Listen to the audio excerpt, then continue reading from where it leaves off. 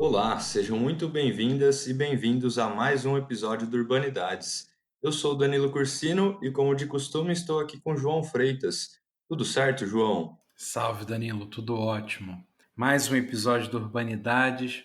Uma alegria ver esse projeto ganhando força, ganhando uma forma.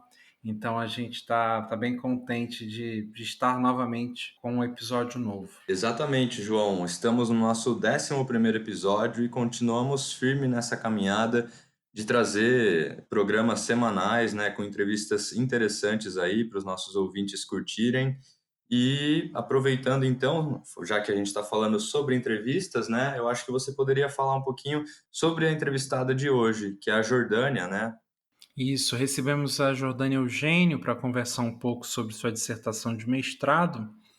Ela que acompanhou de perto uma iniciativa de um projeto de extensão da Universidade Federal Fluminense que dava oportunidade a uma população em situação de rua a ter uma experiência turística. Ela opta por uma pesquisa etnográfica, então ela compartilha conosco uma série de observações muito interessantes em relação a esse projeto e, de certa forma, quebrando uma série de estigmas que envolvem a população em situação de rua. Muito bacana, João. Espero que os nossos ouvintes aproveitem a entrevista e, como é de costume, não poderia esquecer de relembrar os nossos ouvintes a nos seguirem no Spotify, certo, João? Certíssimo, Danilo. A maior parte dos nossos ouvintes estão no Spotify, mas também estamos em todas as outras plataformas de streaming e agregadores de podcasts.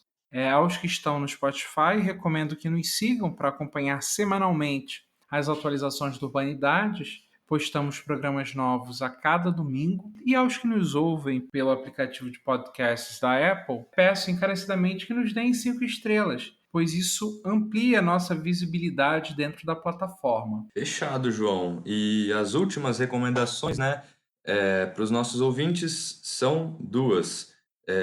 Não deixem de curtir a nossa página no Facebook, porque é por meio dela que a gente mantém um contato diário com vocês e é por meio dela que vocês também podem receber atualizações sobre o Urbanidades. E a última coisa é o nosso e-mail, brasilurbandata@gmail.com.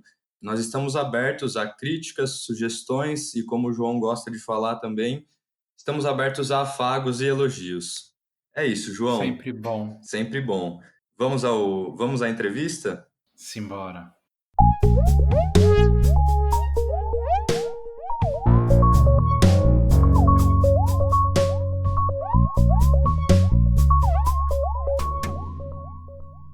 Olá, pessoal. Começando mais uma entrevista do Urbanidades. Eu sou o João Freitas, o seu anfitrião, e estou aqui com Luma Mundim Costa. Tudo bem, Luma? Tudo bem, João? E aí? Tudo ótimo. E também com Marcelo Venturini. Olá a todos. Oi, João. Oi, colegas de banca. Oi, entrevistada. Oi, ouvintes.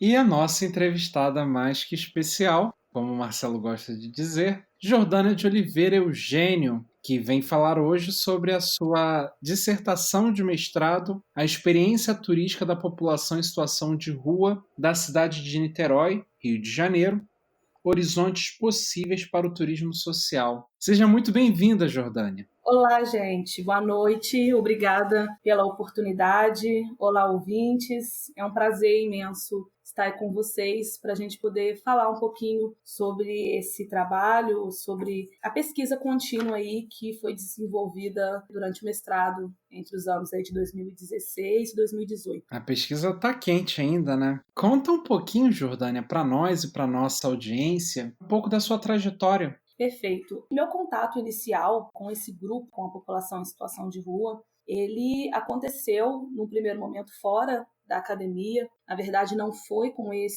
um projeto direcionado a este público que eu ingressei no mestrado. Trabalhava com outro viés de pesquisa e tive contato com esse grupo num ambiente aí de um trabalho voluntário, na verdade, que eu participo há 17 anos, no qual a gente assiste pessoas de vulnerabilidade social, famílias, na verdade, e tive a oportunidade de desenvolver um trabalho com a população em situação de rua. Mas muito até do que a gente vai falar aí durante a entrevista sobre o preconceito e o desconhecimento que temos sobre a vida deste grupo social fez com que, nesse meu trabalho voluntário, eu não me aproximasse dessas pessoas. Conhecia o trabalho feito por amigos de grupo, mas não me aproximei. Mas, durante aí o processo do mestrado, logo que iniciei, tive contato através do professor Bernardo Sheibub, com um grupo de extensão chamado Turismo Social, lá da UF, no qual eles oferecem o turismo para grupos minoritários, seja da cidade ali de Niterói, sejam alunos da instituição, e aí firmaram uma parceria com o Centro Pop, que é um centro de atendimento à população em situação de rua, que geralmente vai ter aí em todo o município. É uma política pública federal, né? E aí tem suas escalas municipais e leva esse nome, Centro Pop. Quando eu soube dessa parceria, houve esse interesse, embora, como eu trago isso muito no trabalho, foi um interesse mais cheio de dúvidas ao entorno sobre como lidar com essa população que é muito desconhecida para nós, né? Para qualquer pessoa, seja em ambiente mesmo acadêmico, como foi perceptível durante a pesquisa sobre trabalhos, né, trabalhos acadêmicos referentes a esse grupo, seja também no aspecto humano, que a gente tem os receios, né, convivemos com um noticiário que muda a imagem da figura do morador de rua, e por isso, mesmo ao embarcar e decidir fazer essa pesquisa, foi algo que levou um tempo até eu desconstruir a imagem que tinha desse grupo social. Muito bom. Jordânia, e como foi, dentro da academia, você se debruçar sobre esse grupo? Como que foi a recepção por seus pares dentro do programa no qual você estava inserida? Sua pergunta é ótima, João, porque se eu fosse descrever os olhares, a imagem, né, a expressão facial, a cada vez que eu falava qual grupo eu estava pesquisando, era algo muito interessante, porque eu recebia olhares totalmente de dúvidas mesmo, tentando pensar como que você está associando o turismo, a experiência turística, à população em situação de rua. Então eram olhares sempre de dúvidas, assim, querendo saber em que ponto que aquilo poderia ser interessante ou o que sairia daquela pesquisa, né? Dentro da minha turma, nós éramos 20 alunos, e quem segue o trabalho dentro de bases etnográficas de pesquisa foi apenas eu e mais uma, né? Então, por aí a gente tinha, dá para perceber que nós tínhamos aí outros 18 companheiros, né, ali de curso, que seguiam um outro tipo de pesquisa. Isso também influenciava mais a essa dúvida sobre uma pesquisa na qual estaria seguindo, né, indo por bases etnográficas e justamente escolhendo pesquisar um grupo de população em situação de rua. Então, foi recebido de forma positiva, mas eu além do positivo, eu acho que estava mais para o curioso sobre o que iria sair dessa pesquisa. Bom, acho que agora com essa deixa, Jordana, nós precisamos entrar no seu trabalho especificamente, né? Você falou que a dúvida era sobre o que ia sair dessa pesquisa, e acho que essa é uma curiosidade que nossos ouvintes estão tendo nesse momento, né? Então, a pergunta é, o que saiu dessa pesquisa? Para poder entender a chegada até o início desse trabalho, é necessário contextualizar os nossos ouvintes, que também devem estar com essa dúvida, né, de ter aí no título do próprio trabalho a expressão experiência turística associado à população em situação de rua. Talvez no primeiro momento recebi essas perguntas enquanto eu estava fazendo o trabalho, se a relação entre essas duas questões eram sobre poluição visual da cidade, era sobre a presença deles em atrativos como algo negativo, né? Durante a minha banca posterior, né, à defesa, veio uma pessoa conversar comigo que foi assistir à banca porque viu a divulgação na caixa direta, né, de e-mail da instituição, e foi até lá porque achou que era uma experiência turística com a população em situação de rua. Então, assim, algo no sentido de ter turistas interessados em acompanhar, por exemplo, o dia a dia de um morador de rua. Então, assim, a gente percebe o como que é difícil ali entender de poder e os direitos que um morador de rua possui, assim como qualquer outro cidadão. Ninguém pensa no morador de rua como protagonista, né, no caso. Exatamente, Luma. Então, assim, ter ele ali como plano principal dentro do trabalho era algo que não era comum com ninguém que estava sabendo da pesquisa. E aí, por isso, dentro dessa fala aí que eu disse sobre entender eles como cidadão que possui direitos, é a linha toda que é desenvolvida durante a pesquisa. O mestrado, minha graduação, acho que eu não falei isso no início, mas minha graduação é em turismo, sou turismóloga pela Universidade Federal de Juiz de Fora e sou bacharel em Ciências Humanas também pela mesma instituição e sigo aí esse ramo que eu escolhi há muito tempo, né? Fiz um técnico quando eu era mais jovem também, e eu mesma no meu universo de pesquisa, meu universo acadêmico, né, se me perguntassem 10 anos atrás se eu iria pesquisar um grupo social dessa forma dentro da academia, um grupo como os moradores de rua, com certeza a resposta seria não. E aí a oportunidade, ela vem justamente ao conhecer, isso ainda na graduação, o turismo social, que também vem a ser algo que não é tão conhecido na própria academia, né? A gente vê em congressos que participamos, quando tem apresentação de trabalhos, né, nesses congressos, você vai ver o número de trabalhos que são divididos por grupos, né? Ter um trabalho no campo de turismo social, no campo de lazer, num congresso de turismo, ainda é algo em menor escala, justamente porque o turismo vai ser entendido, em sua maioria, no viés econômico e não no viés social. Então, pensar o turismo ele como um serviço, pensar ele não apenas através do lucro, como é discutido normalmente, é algo que é muito difícil. Então, o trabalho, quando eu começo a realizá-lo, pensando em observar, né, que foi o objetivo geral do trabalho, observar como um grupo de população em situação de rua, ele observar a reação dele, a reação dos outros, durante atividades turísticas, nas quais eles eram os turistas ali. Eles estavam como qualquer outro turista visitando um atrativo da cidade. E aí, como que seria aquilo? Como seria a integração dele com o atrativo? Como seria os olhares dos outros para eles nos atrativos? Então, todas essas questões ali no trabalho, elas vão direcionar as observações adiante que são feitas durante toda a pesquisa. E aí, assim, é preciso trazer aí para os nossos ouvintes, que talvez também não estejam familiarizados com isso, que no trabalho eu defendo, né, entendo o turismo como uma possibilidade de lazer. E aí, por isso que quando digo sobre direitos, sobre eles terem, né, a população em situação de rua ter direitos, assim como nós temos, eu estou reconhecendo ele como um cidadão e pensando que todo cidadão tem seus direitos sociais. E o lazer está lá na Constituição de 88 como um desses direitos sociais.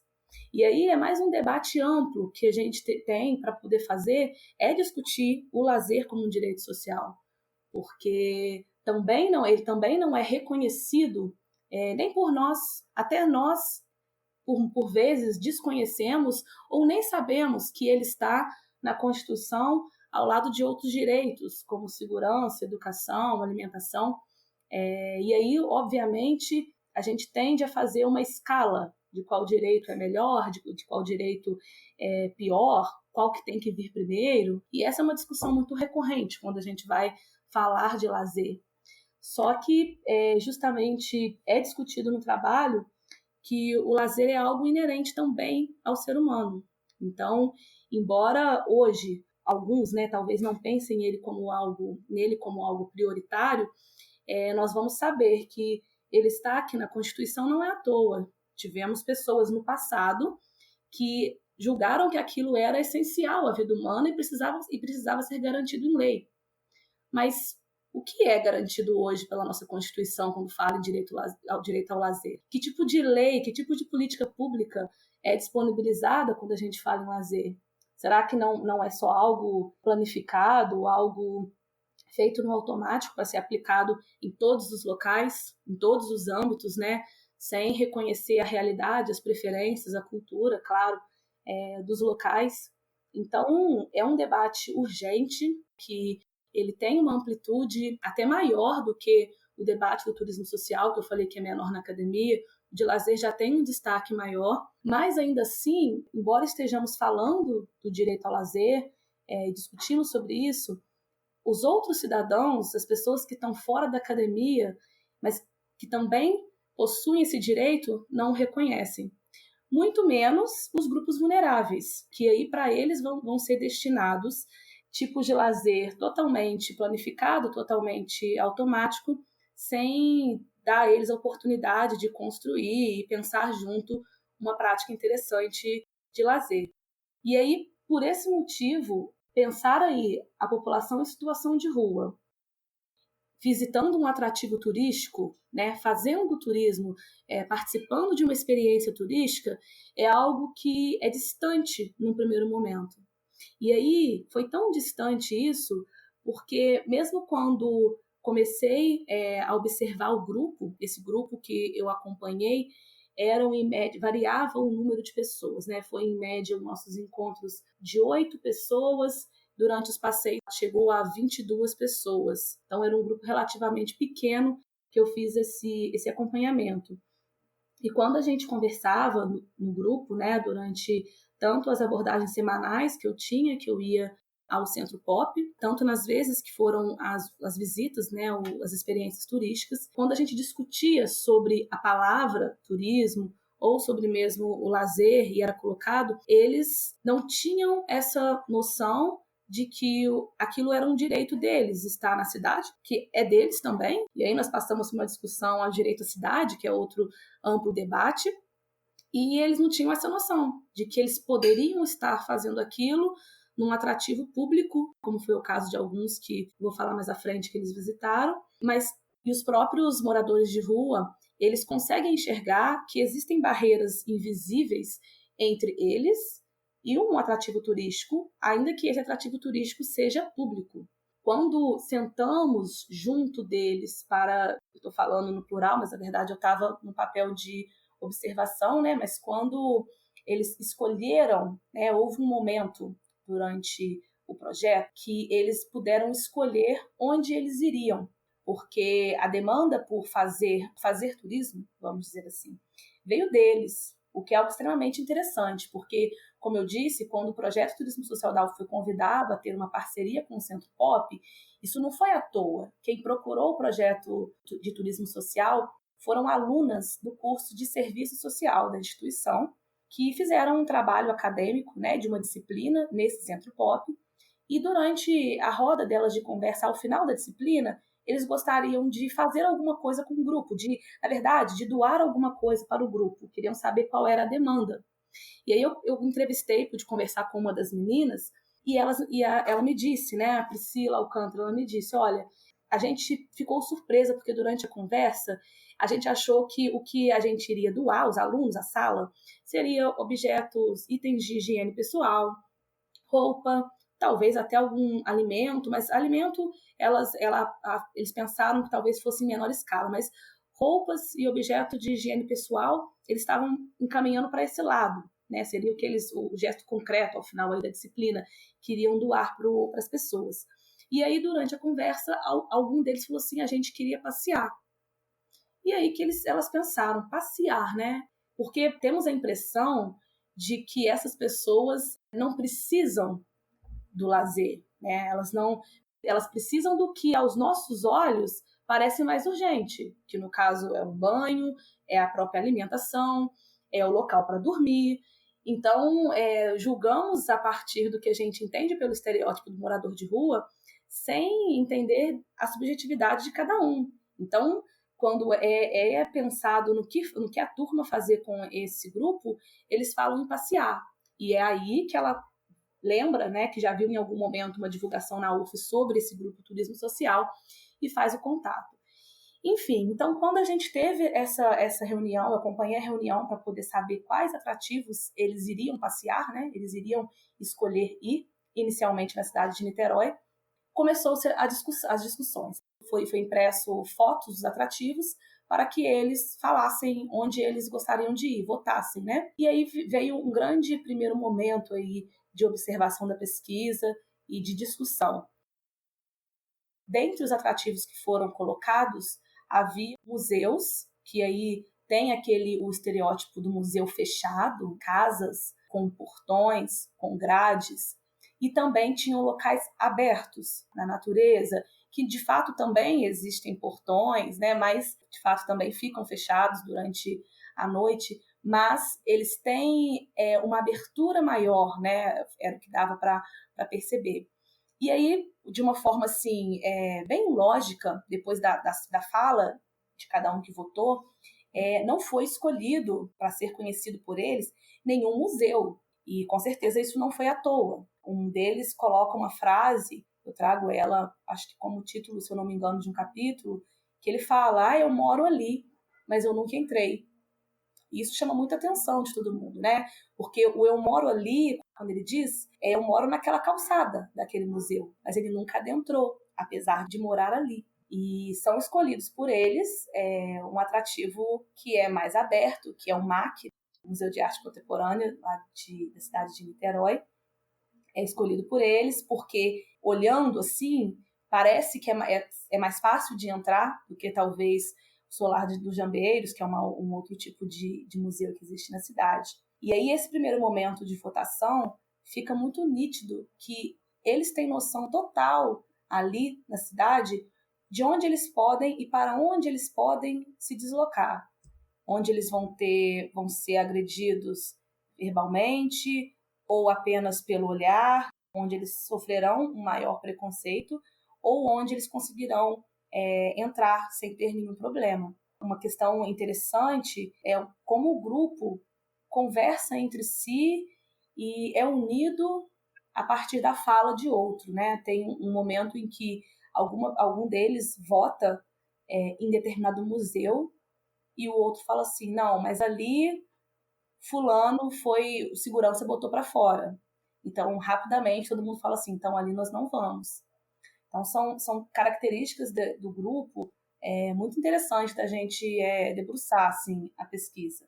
E aí, passando para a parte do dia dessa experiência turística, né, que foi organizada, e aí ela foi organizada por esses alunos do curso de turismo, os alunos que participam do projeto Turismo Social.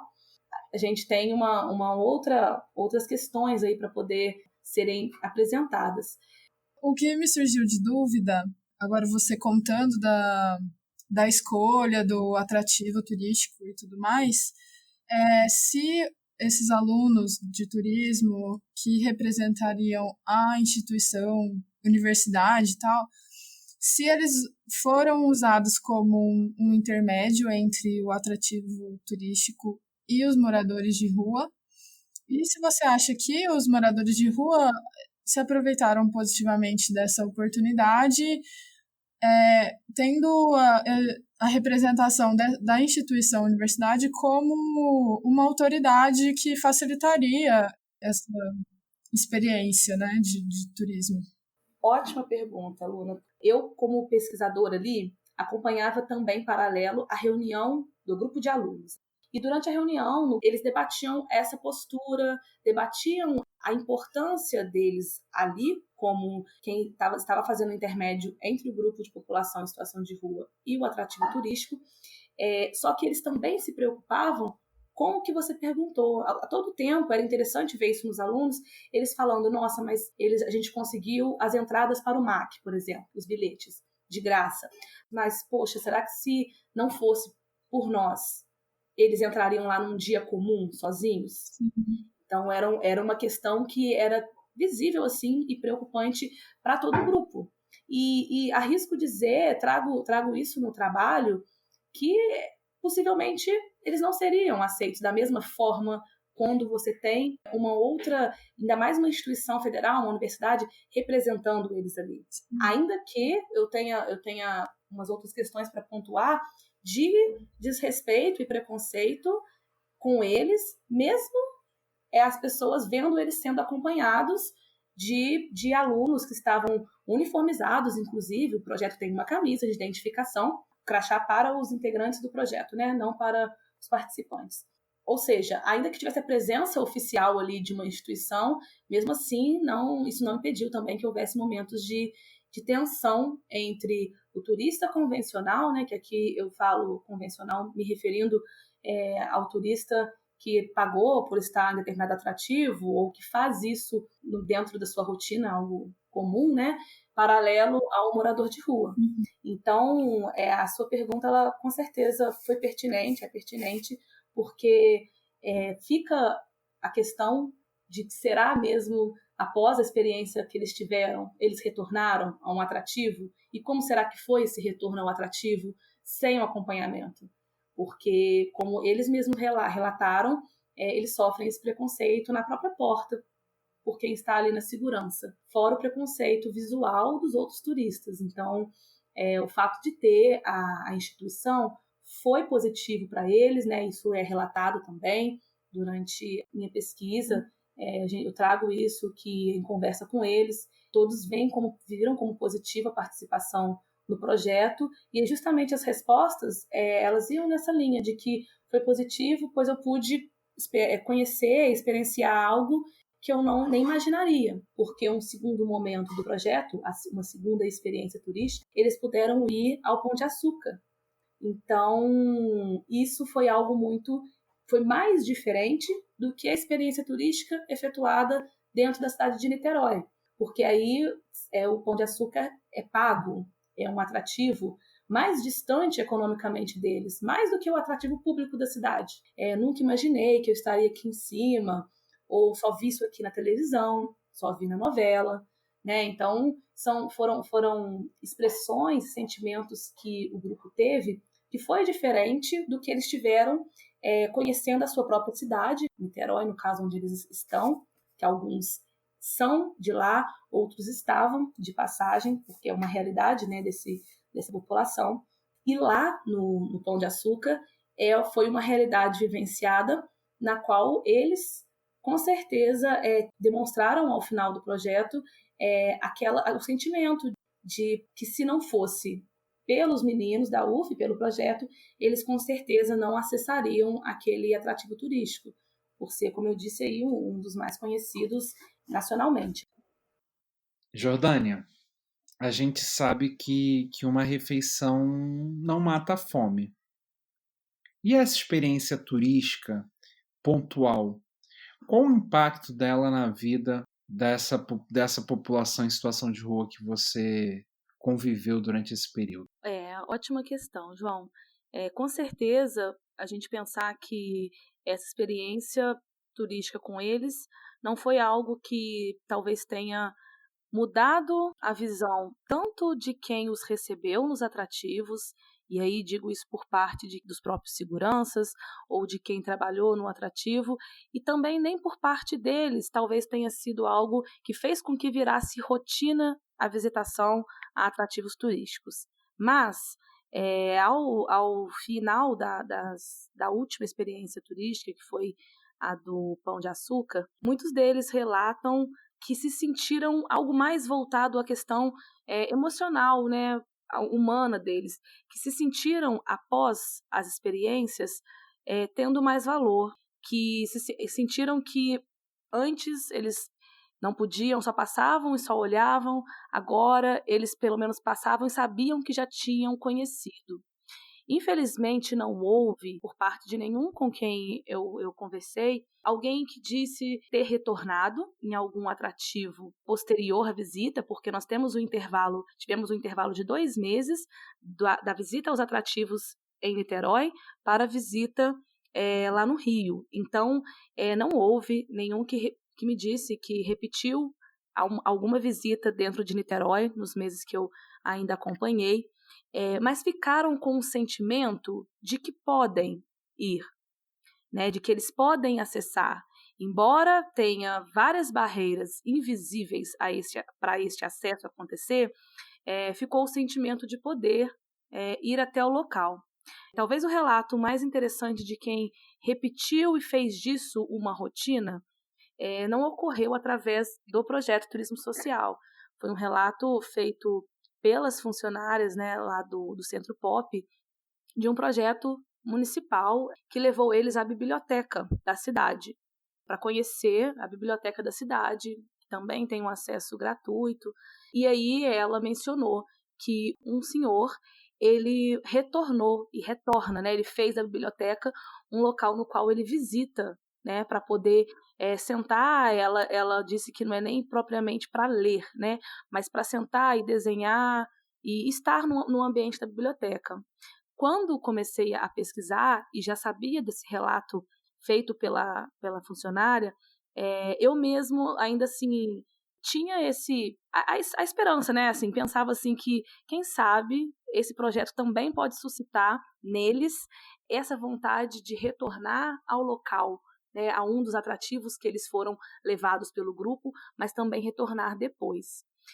Mas aí, como eu disse, nos 2 meses posteriores à primeira visita que eu acompanhei, infelizmente não tive esse retorno de que retornaram, né? E logo seguinte foi a visita no Rio e depois encerrou, né, a pesquisa. Ela gerou um fruto positivo que foi uma exposição, que foram fotos feitas por eles nos atrativos, e isso aí não partiu dos alunos, né? Foi um projeto coordenado pelas próprias psicólogas do Centro Pop. Fizeram fotos dos atrativos com celulares ou máquinas disponibilizadas por elas, e também a exposição tinha fotos deles, fotos que os alunos ou que eles mesmos tiravam um dos outros, né? E durante essa exposição, acompanhei o lançamento que foi na UF. Foi muito interessante ver como eles se sentiram sendo os protagonistas. E me chama a atenção, e aí talvez seja também parte da resposta à sua questão, João, dessa experiência ter aberto, a experiência turística ter aberto outras possibilidades para eles. Um deles, que ele é apelidado de Guanabara, justamente pelo a marca de supermercado conhecida no Rio de Janeiro. Ele relata para mim que a experiência que ele mais gostou foi a do Pão de Açúcar, e que aquilo para ele era muito forte porque ele, por residir muitos anos em Niterói, sempre passou e via o Pão de Açúcar da cidade de Niterói sempre de longe, e nunca imaginou que um dia ele poderia estar lá, naquele local. Ele é um artista, ele desenha muito bem, e ele falou que agora, a partir de agora, quando ele fosse desenhar, fazer os seus desenhos da natureza, do seu cotidiano, ele poderia relatar que ele já tinha ido lá. Então, a questão da autoestima percebida neles após a experiência foi o que de mais forte veio como um fruto que foi colhido aí pelos meninos que organizaram o projeto depois. Nós temos uma memória afetiva, uma memória social muito grande, e eles também possuem essa memória. Ter locais, memórias para quais eles possam fugir nos momentos desafiadores que eles passam no cotidiano é algo que parece fazer muito bem a eles. E isso não foi uma constatação minha, né? Isso foi fala de avaliação sobre o projeto das próprias profissionais, que eu também escutei, né, estive presente nas reuniões. Para elas, o projeto trouxe como benefício para eles essa vontade de voltar a sonhar. Essa frase quem disse foi a Jassanã, que é a coordenadora do Centro Pop, e ela deixa isso muito, muito claro para a gente, para os meninos do projeto a todo momento, de que eles voltaram para lá contando daquela experiência turística, contando como foi. E isso sanou uma preocupação enorme que surgiu no grupo dos alunos sobre como ou se eles perceberam o preconceito que tinha nos ambientes frequentados por nós. E eles tinham muita preocupação, os alunos, se o morador de rua percebeu o preconceito, relatou, sentiu ou não. E, segundo as profissionais, eles, claro, podem ter percebido sim o preconceito, mas não ter falado com os alunos ou com eles próprios, os próprios funcionários do Centro Pop, mas também eles podem não ter percebido, talvez pela experiência, o sentimento que estavam no momento. Mas a preocupação do projeto deles terem sofrido e terem percebido o preconceito era justamente ser mais uma barreira, novamente, para que eles não acessem alguns ambientes que eles poderiam acessar por direito. Eu tenho mais uma pergunta, assim, mais um comentário. O seu trabalho me fez, o que eu achei bem legal, assim, foi que me fez ressignificar vários conceitos, várias ideias, vários imaginários que eu tinha na cabeça. Desde do conceito de turismo, da percepção de turismo que a gente tem, até as concepções que a gente tem sobre os moradores de rua, né?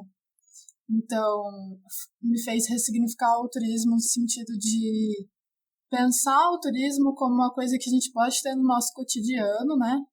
E não só como uma coisa que demanda um gasto econômico. E dos moradores de rua para resgatar exatamente a humanidade deles, né? E como o turismo também faz parte de resgatar essa humanidade, né?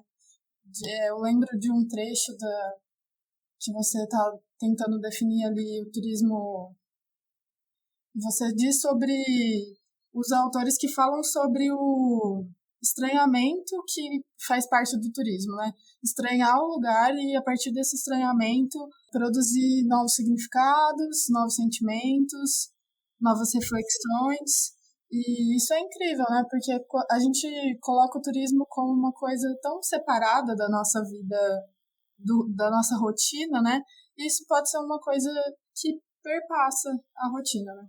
Sim, Luma, essa sua colocação ela é muito boa, porque temos ainda a ideia, quando fala de turismo, né, eu disse isso no início, é ainda muito relacionada apenas ao deslocamento, né, ao lucro. E quando diz deslocamento, raramente pensamos no deslocamento urbano feito na nossa cidade. Normalmente você vai dizer que fez turismo, né, usar esse termo, eu fiz turismo, ao se deslocar para outra cidade, para outro estado, ou a dormir, enfim. Nós entramos numa discussão muito, muito densa quando a gente vai definir o que é mesmo o turismo. Quando você destaca que achou interessante essa concepção da experiência turística, é muito mais da qual eu me aproximo na pesquisa, não só na dissertação, mas também na minha concepção e entendimento sobre turismo, que é entender o turismo para além disso, entender ele como esse processo aí de estranhamento, de reavaliação, de ressignificação que você tem quando passa em determinado local, quando visita determinado local, é entendê-lo como a experiência turística mesmo, você vivenciar uma experiência. Então, a gente dizer até isso para ele, lembro que durante um papo eu vi um participante perguntando a um aluno sobre o nome do projeto, turismo social, né? Turismo. E o aluno tentando explicar, mas tentando explicar às vezes de uma forma que fosse mais fácil dele entender, e até achando que assim, deveria mastigar bastante a definição para que a pessoa entendesse, né? Só que ele entendeu pela parte mais assim, mais lógica possível e mais fácil, ele simplificou o processo, que foi ele responder ao aluno que ele falou assim, não, mas ele falou, entendi, quer dizer então que a gente está fazendo turismo. Ele falou, eu não conhecia aqui, estou entrando pela primeira vez, mesmo eu passando todo dia. Sim. Então, assim, e é importante abrir o debate para isso, justamente para poder alcançar a formulação aí de políticas públicas que incluam o turismo, né, políticas públicas de turismo, e não só uma política pública que pense no turismo receptivo do país, por exemplo. Você pensar numa política pública de turismo para o cidadão, enquanto o cidadão está no seu cotidiano, está na sua rotina, ele possa viver experiências turísticas na sua cidade. Isso é muito importante, a gente voltar o olhar para isso. E é nessa linha aí de pensamento que a dissertação tenta debater pensando nesse turismo para a população em situação de rua.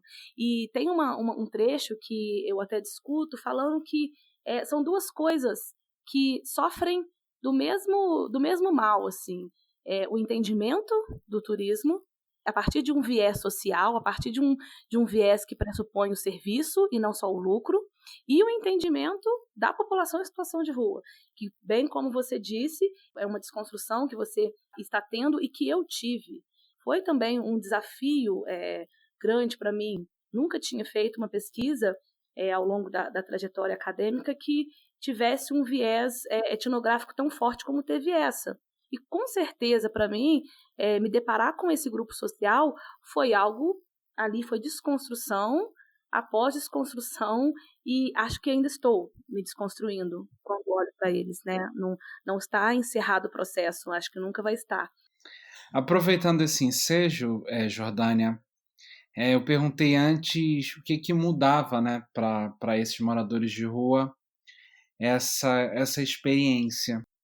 E o que muda para a Jordânia ter feito essa pesquisa e ter acompanhado de perto essas visitas? Eu posso emendar uma pergunta também aqui, nessa que tem tudo a ver? Você é Eu VIP, gostaria Marcelo. que você falasse um pouquinho mais sobre a experiência lá naquele momento, quando vocês levaram eles nos lugares, tanto no MAC quanto no Pão de Açúcar. O que você percebeu, o que você sentiu, Ótimo. né? Qual que foi a sua percepção nesse momento que você levou, você estava lá com eles nesse projeto que levou essas pessoas para conhecerem esses lugares? Ótimo, Marcelo. João, vou te responder depois da pergunta do Marcelo, pode ser? Pode sim. Então, Marcelo, vamos aos dias da experiência, né? Das experiências que tivemos.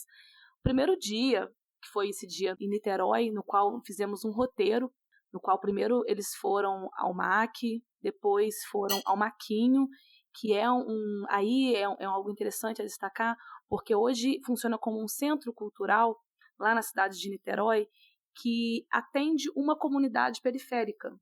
Né? Então, nesse local, eles têm serviços destinados à comunidade ali. Esse local, ele era um local já conhecido e já frequentado por algumas das pessoas que faziam parte do grupo em situação de rua que foi com a gente. O MAC já era o atrativo mais votado, foi o que ganhou, teve a maioria dos votos, por ser o atrativo principal da cidade de Niterói. E, posteriormente, eles quiseram conhecer o campus da UF na unidade Gragoatá, porque, como eu disse, foi por fotos, né? Então, a foto que foi escolhida pelos alunos do campus da UF foi uma foto panorâmica. E, assim, dava uma amplitude muito bonita da vista, né? Então, eles quase não reconheceram que era a UF. E quando foram adentrar, falaram, é aqui, eu já passei aqui, alguns estudantes doam isso, doam aquilo, e conheceram também o campus. E aí, durante esse primeiro dia de passeio em Niterói, havia, assim, sentimentos muito claros estabelecidos ali. Havia a ansiedade extrema dos alunos, porque esses alunos já realizaram outros projetos com outros alunos ou funcionários mesmo da instituição que não poderiam acessar algum determinado atrativo turístico, mas normalmente era até entre cidades. Então, assim, eles têm uma viés ali dentro do projeto de fazer algumas excursões que a gente chama, né, de um dia para Petrópolis, para outras cidades próximas ali no estado do Rio, e eles nunca tinham vivenciado uma experiência com um grupo tão peculiar como era aquele. Então havia uma ansiedade extrema deles e uma preocupação com a questão do preconceito, isso era muito claro. Por parte da população em situação de rua, por sua vez, havia a empolgação. E aí é mais uma semelhança que faz deles tão turistas quanto nós. A mesma empolgação que eu acordo às 6 da manhã, na véspera no dia em que eu vou viajar para qualquer outro destino, qualquer outro lugar, era a empolgação que tinham neles. A empolgação de conhecer algo novo, de experienciar algo novo. Era aquele mesmo sentimento de como vai ser.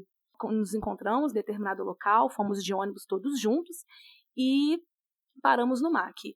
E é justamente no MAC onde, infelizmente, ocorreu o primeiro caso de preconceito não velado, porque tivemos a todo instante o preconceito velado.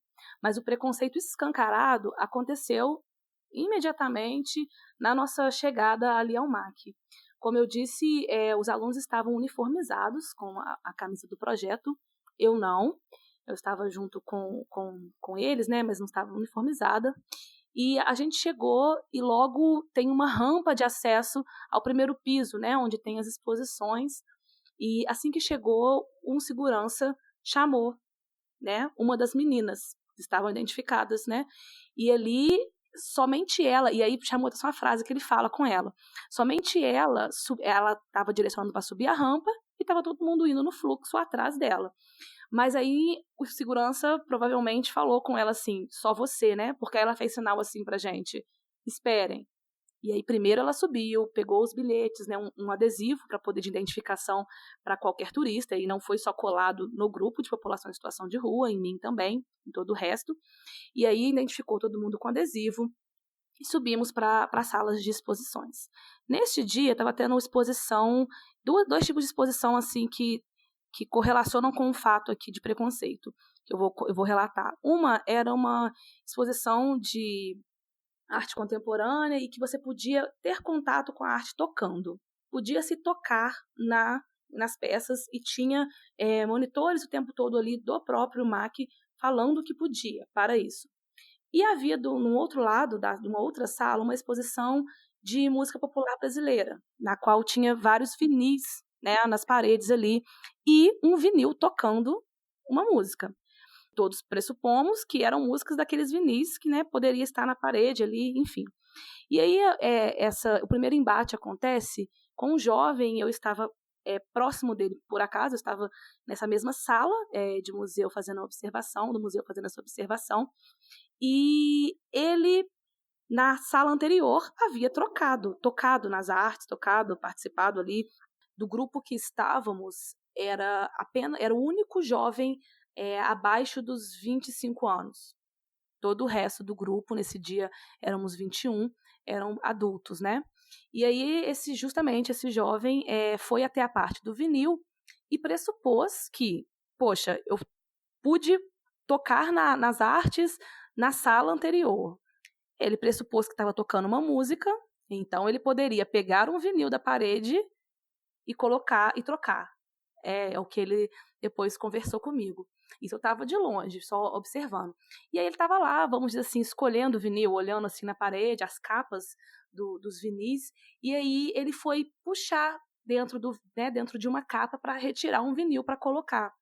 Nesse exato momento estava vindo um grupo de turistas direcionados por um homem de os seus aparentemente 50 anos, que, assim, pelo meu entendimento ali observando, parecia ser um grupo de estudantes, né? E o professor, parecia. E aí eles foram vindo. E aí quando o jovem, toca no vinil para poder tirar, né? E querer trocar o som que estava tocando, esse professor, ele fala de forma grossa, de forma rígida e direcionada exatamente a essa frase que eu vou dizer. Isso não é para tocar aí não, rapaz. Não toca aí não, rapaz.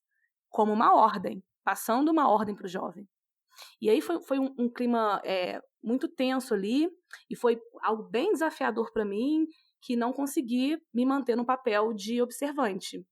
Porque neste momento em que ele chama a atenção do jovem, eu saí do meu lugar, que eu estava próxima, mas não tão próxima, saí do meu lugar e fui retirar ele dali, né?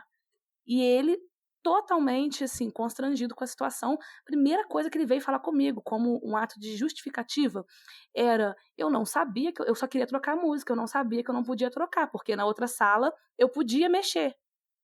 E aí, logo que aconteceu isso, uma aluna do projeto também presenciou, então ela também veio mediar, e foi uma situação muito ruim, né?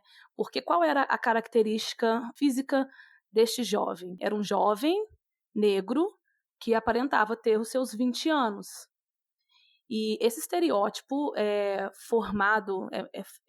muito formado aí na cabeça de alguns cidadãos como um estereótipo de alguém que oferece perigo à sociedade.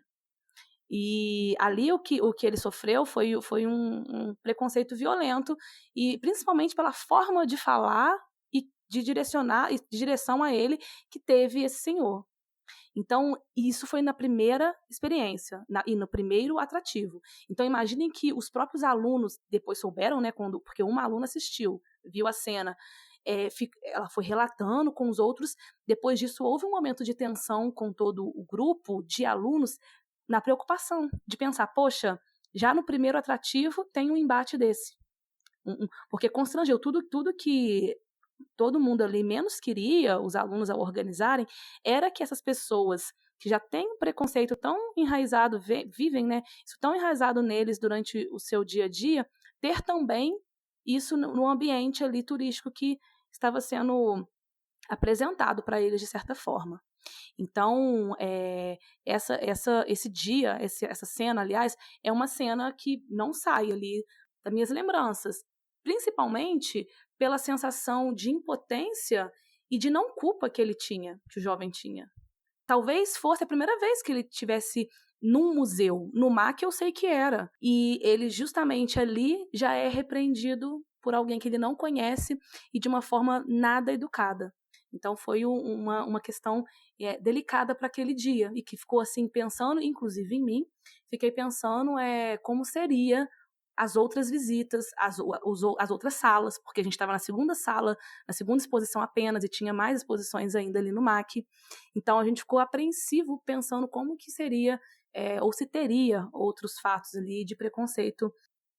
E aí, passando para um outro fato que você perguntou, Marcelo, a gente tem no Pão de Açúcar algo semelhante a esse, né? O Dia da Experiência do Pão de Açúcar, só que nesse caso foi um preconceito velado, né? Ele veio disfarçado e observado por quem estava ali atento ao todo, né? Então, para a gente chegar lá, tem o bondinho do Pão de Açúcar, e era por grupos, né? Dividimos, acho que foram 2 grupos para poder subir.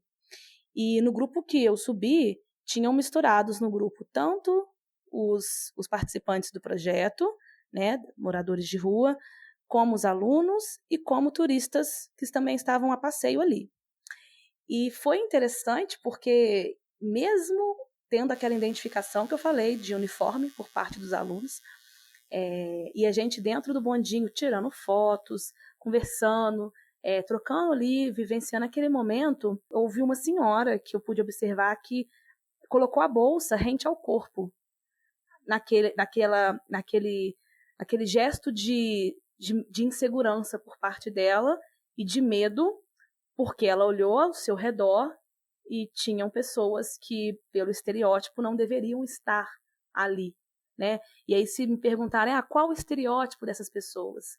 Porque não tem como a gente olhar normalmente e falar assim, essa pessoa é população em situação de rua, é um morador de rua.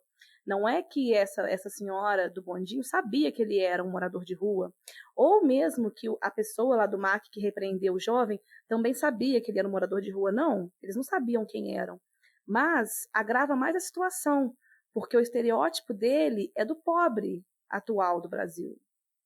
É do pobre negro, é do pobre homem, né? Nós tivemos apenas, ao decorrer do projeto, 3 mulheres, então a maioria é homem, negro, do pobre que se veste com roupas que não são aceitas aí na nossa sociedade aí, então de chinelo.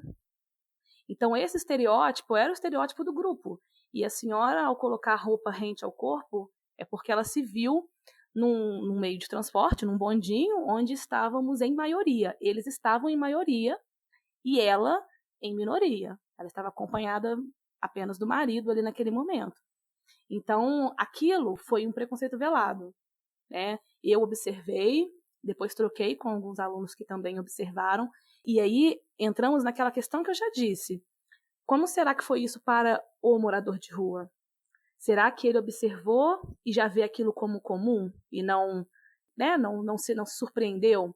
Ou será que ele não observou? Ou será ainda que observou, que foi uma observação interessante que uma aluna fez, ele observou, mas não relatou isso para a gente, nem para o Centro Pop, na intenção de que a gente eles repetissem esses tipos de passeio e não estivessem reclamando de algo que aconteceu. Os alunos, eles queriam muito saber os pontos negativos, né, do se teve, né, o que podia melhorar, e para quem recebeu, para o grupo que foi, não teve. E aí, será que não teve mesmo pontos negativos? Ou eles preferem não dizer os pontos negativos por não estarem acostumados a ter alguém que pergunte se está ruim para eles? E aí, temos uma questão de refeição que tivemos nos 2 dias, e a refeição foi conjunta, né? Os alunos almoçaram juntamente com eles, e não só eles separados, e foi tão interessante vindo da coordenação do projeto, do coordenador, o Bernardo, ele sugeriu junto com um aluno de que não fosse distribuído o marmitex, né? A famosa quentinha. para o almoço, tanto deles quanto o nosso, e sim que a gente tentasse servir o almoço com pratos, talheres de metal e não talheres de plástico, que é o que geralmente eles comem quando comem, e que eles pudessem se servir também, foi uma preocupação deles, né? Eles se servirem à vontade. E é interessante que alguém disse lá no dia da reunião, inclusive a carne. E neste momento de confraternização com eles, e dessa refeição que tivemos juntos, eles assim, um falou assim com o outro na fila, olha, não é quentinha não. E a todo mundo perguntava, mas a gente pode se servir? Mas a gente pode repetir? Por quê? Porque o dia a dia deles é um dia a dia do resto. Bom, eu comi e larguei isso aqui no restaurante, vou embrulhar uma quentinha e vou deixar para o cara que está ali na rua. Ou então, vou pagar uma comida para eles sim, mas vou pagar uma quentinha. Eles nunca são trazidos para um meio, como pessoas dignas que são, para se alimentar como a gente se alimenta. E aí, esse final de semana, domingo, em retorno de viagem, tive que dormir, pernoitar no Rio, e aí jantei ali na Lapa, e ali é um local há muitos moradores de rua, né? E aí eu mesmo fiz esse ato, terminei de jantar, pedi para embrulhar, e aí eu ia levar, mas aí deparei com aí ele pediu dinheiro, alguma coisa, aí eu dei a quentinha. Mas eu dei a quentinha já refletindo assim, tá, tô dando isso aqui, mas assim, no fundo ele queria era poder sentar e comer num prato, com um talher direito, porque no caso da minha quentinha nem talher tinha, né? Eu apenas deixei ela ali com ele. Que foi uma coisa percebida no ato da gente almoçar com eles nos 2 dias de experiência turística. Então, pensar no que o trabalho como um todo traz para mim é o olhar para um morador de rua como semelhante e não como alguém diferente. E aí essa minha resposta ela vai ao encontro do que a coordenadora, quando eu pude entrevistá-la por um longo tempo, a coordenadora do Centro Pop, ela falou comigo, ela falou assim, olha, sabe qual é a sua diferença para qualquer um deles daqui? É que você volta para sua casa e dorme num local fechado. E eles não têm onde dormir. E é importante desmistificar algo que vem sendo muito dito na atualidade. Não são todos que estão na rua porque querem. Há sim, alguns, no meu caso, dos 22, um deles está na rua por opção, no sentido de que se acostumou com o estar na rua. Ele se considera um morador de rua. Inclusive, ele me corrigiu quando eu fui conversando com ele, eu usei o termo população em situação de rua, e ele me disse, não, eu sou um morador de rua. Ele mora na rua, ele faz da rua o seu espaço, a sua casa. Mas a maioria deles não é o que a mídia tem nos vendido, de que esse pessoal está na rua porque quer. Não, a maioria deles, de fato, eles são fruto da pobreza, das desigualdades que nós temos aqui no nosso país. E se vocês olharem hoje para qualquer capital, vocês, Alume e Marcelo que estão em São Paulo, João no Rio, eu aqui em Minas, vocês vão ver como que está crescendo o número dessas pessoas nas ruas. E não é porque elas querem, é justamente porque elas estão pela questão da pobreza. E isso cresceu nos últimos 5 anos. Tem a ver com o desemprego, tem a ver com o momento social, político que o país passa, e a saída tem sido as ruas. Então, a Jassanami diz, a sua diferença para eles é a que você dorme em casa e eles não. Mas eles têm sonho igual, eles têm a vontade de se distrair igual, eles têm o desejo e o direito de serem dignos, assim como você tem. E é isso que esse tipo de desconstrução que eu tento fazer desde durante a escrita da dissertação e posteriormente a isso também. Porque ao olhar para ele hoje na rua, para alguém na rua que está nessa situação, nunca é fácil. Eu até convido aos ouvintes, a vocês também, a passarem a tentar olhar nos olhos um morador de rua. É extremamente difícil, primeiro porque a gente fica constrangido pela situação dele. Segundo, pelo medo dele vir conversar, pelo medo dele te abordar. Terceiro, por não saber como agir. que foi o meu principal desafio no início.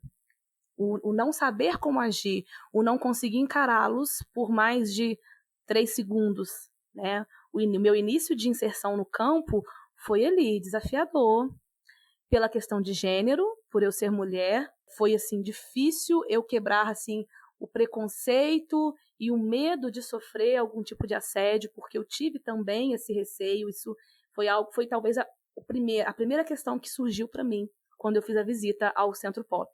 Foi nesse dia não tinha nenhuma mulher, então foi assim olhar ao meu redor e ver apenas homens desconfiados também com a minha presença ali e eu com a deles. Então foi um processo longo até eu conseguir estabelecer um diálogo com eles. É interessante pensar no depois que eu defendi, que passou a pesquisa, eu em retorno à cidade de Niterói, aí eu falei, poxa, isso tá aí um fruto bacana e positivo. Eu estava na cidade, numa praça, que é uma praça da Cantareira, é uma praça que tem muitos deles, ficam ali ao redor, né? E aí eu estava sentada num bar da praça, e aí de longe um me reconheceu, eu reconheci ele. Aí na hora que nossos olhares se trocaram, ele foi vindo a mim e a gente trocou um diálogo ali de como estava. Ele perguntou quando ia ter mais passeio, eu troquei, né, estabelecemos um diálogo. E aí quando ele foi embora, aí eu olhei para quem estava comigo na mesa e era aqueles olhares assim, como assim? Como assim? Você conhece e está conversando com alguém que está aqui? Ele estava catando latinhas, né? Assim, e ficou aquela questão ali, né? Como assim? E eu me senti feliz de sentir nele confiança de vir até mim, sem que eu julgasse ou vice-versa, e me senti feliz por eu também ter a vontade de ver ele depois de muito tempo ali e querer falar com ele. E aí eu imagino, eu penso, né? E eu afirmo, se não fosse a pesquisa, com toda certeza, a possibilidade de me aproximar e estabelecer um diálogo com ele ali num bar seria mínima, né? Mas através da pesquisa veio essa desconstrução da imagem desse sujeito que está na rua. Jordânia, eu acho muito importante essa sinceridade, sim, né? Essa honestidade, da forma de pensar a forma como a gente trata essas pessoas e enxerga essas pessoas, né? Eu acho que esse é o passo mais importante para essa desconstrução que você está falando, né? Ter essa sinceridade em relação ao medo, em relação ao desconforto, porque é difícil também admitir, né? A gente não quer ser essa pessoa, mas todo mundo é. E acho que esse é o primeiro passo, assim, né? Muito legal essa experiência que você está compartilhando com a gente. Porque, de fato, é uma coisa que a gente tenta invisibilizar, né? Tenta não enxergar mesmo. É muito mais fácil não olhá-los, né, Lu? É o que eu digo sempre.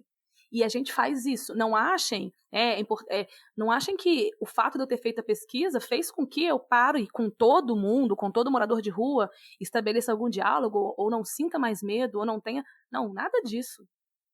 Eu comecei uma desconstrução, né? Tô longe de estar totalmente desconstruída, porque a insegurança existe e assim, eu acho que avancei alguns passos ao que eu tinha em mente antes sobre a vida deles, o estilo de vida deles, e muitas vezes até a gente generalizar quem são eles, porque como eu disse, né, eu falei aqui só 2, mas tem três grandes assim, grupos que a gente pode dividir a população em situação de rua, né?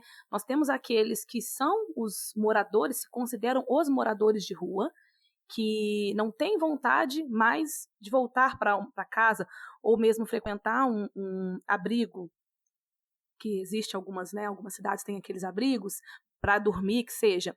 Nós temos os outros que são os andarilhos, são esses que percorrem várias cidades a pé ou mesmo de carona, mas que estão ora em um canto, ora em outro. E temos aqueles que são os que eles estão na rua, né? Eles estão no sentido de que é passageiro, de que se caso melhore alguma coisa socialmente para ele, economicamente, ele vai retornar ao seu modelo modelo de moradia tradicional que temos, seja qual for ele. E a gente ainda vai encontrar aqueles né, que são chamados de mendigos, né, de pedintes, porque foi muito colocado por eles em conversa comigo, pelo grupo, de que há uma confusão muito grande, achando que todos eles pedem, são pedintes, né? Então, muitas vezes, ao passar, eles relatam, né? Passa na rua, mal me olha e fala assim, não tenho não. Ele nem ia pedir alguma coisa, porque não pede, tem alguns que não pedem mesmo, nada, e a pessoa já olha e já responde, eu não tenho não. Ou então faz um sinal de negativo com o dedo, achando que todos são mendigos, né? Praticam a mendicância, que é o fato ali de pedir alguma coisa. Não é bem assim. E, inclusive, o grupo não gosta de ser confundido, né? Quem está na rua, quem mora na rua, mora na rua, aqueles que pedem são aqueles que pedem, e não todos são um só. Mas veja bem, será que nós, no nosso individualismo capitalista que temos e crescemos, e que praticamos, a gente tem essa noção de não generalizar um sujeito de rua quando a gente olha para ele? É muito difícil. É bem automático a gente olhar para eles e achar que todos são partes de um mesmo grupo que está na rua ali porque quer, e que são os famosos vagabundos, que é outro termo muito recorrente encontrado quando a gente fala em população em situação de rua. São os vagabundos, porque estão ali numa situação e não arranjam trabalho porque não querem. E debater isso, essa questão do sujeito em situação de rua, que não trabalha, mas que quer trabalhar e não tem endereço fixo, e aí não consegue uma oportunidade, é um outro viés que eles lutam muito para isso, né? Para ter esse reconhecimento de conseguir um trabalho, ainda que esteja numa situação de rua. Como você estava falando, acho que isso tem tudo a ver com o momento político que a gente está vivendo, né? De julgar direitos como um luxo, né? Então, associar esse vagabundo a essa população, porque direito é um luxo, né? Ter aonde morar é um luxo. Você tem que conquistar isso, e não receber isso ter isso como uma garantia mínima de condição, né? Então, acho que isso está relacionado nesse sentido, né? Enxergar o direito como um luxo, sendo que é o básico, né? Então, eu acho que tem a ver com isso, essa associação do vagabundo. Sim. E tal. E aí, Luma, quando você fala de como o direito tem sido entendido, você está tendo assim, uma inversão de entendimento dos próprios direitos sociais. Então, a gente tem a Chauí, que vai dizer que os direitos eles estão sendo colocados e vendidos como serviços. O que era para ser garantido em lei, garantido na Constituição, mas era para ser garantido aí pelo Estado, não é, ele é vendido. Então nós temos aí uma educação, entre várias aspas, garantida, uma educação pública garantida, e aí a gente tem a educação privada, que quem vai ter acesso a ela é apenas aqueles que estão em outro patamar econômico. E aí a gente pensa, nós temos as instituições federais de nível superior, mas e a base da nossa educação? Está garantida, mas é de qualidade? Quando comparada à educação privada? Como é a nossa saúde? Nós temos um sistema único de saúde, está lá, garantido. Mas como é o sistema de saúde particular? Como é o sistema de saúde privado? E aí a gente chega na discussão do próprio lazer. O que é o lazer público? O que é garantido quando a gente fala em lazer? Mas quais são os lazeres privados? Que aí a gente entra num debate sobre o consumismo. Então, nós estamos tendo uma inversão quando falamos em direito social. Ao invés do direito estar garantido e ser oferecido de forma com qualidade, ele está sendo vendido, né? E quem pode comprar? E aí pensar isso no Brasil, né? Quem pode comprar por alguns direitos que deveriam ser garantidos pelo Estado e não são?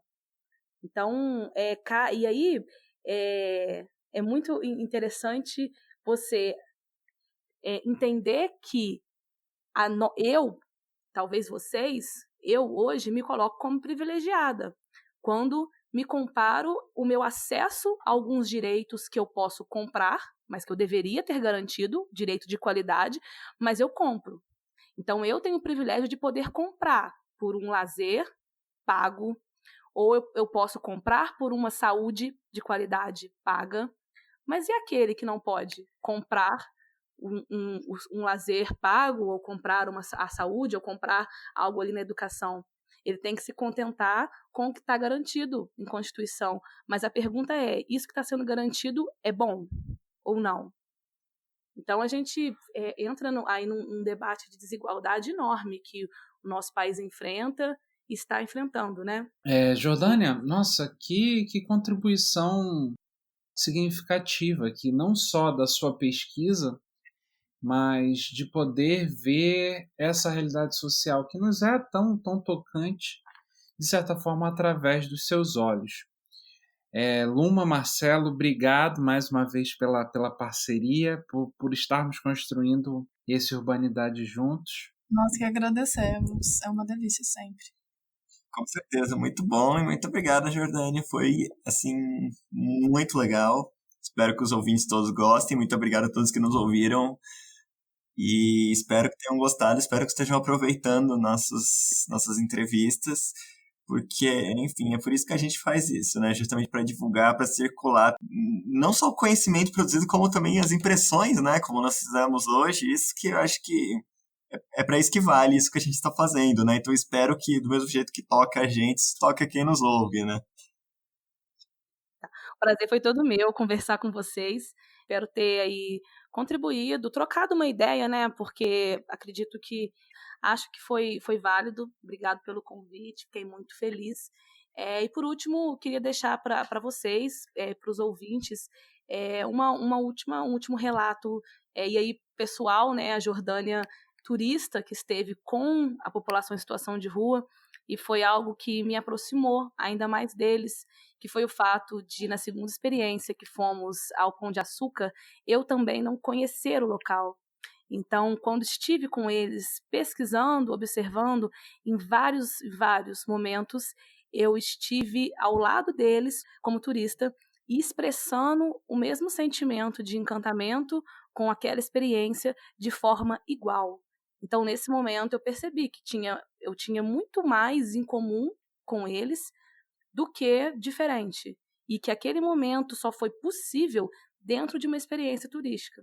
Então, aquilo para mim fez eu sair da minha caixinha de pesquisadora em algum momento, levar para a memória afetiva de humana e de turista e perceber quantos outros laços o turismo pode trazer aí para vida, né, para o desenrolar humano. Então, meu muito obrigado a vocês e espero que a gente tenha mais debates e surjam novas dúvidas e inquietações em quem está ouvindo aí, não só o nosso bate-papo, mas como todos os outros.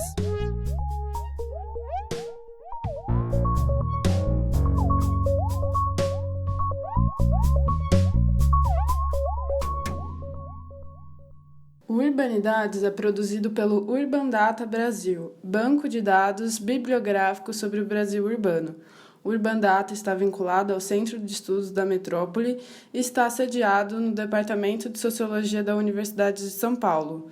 O Urbanidades é feito por bolsistas e associados sob coordenação da professora Bianca Freire Medeiros. Visite nossa página no Facebook.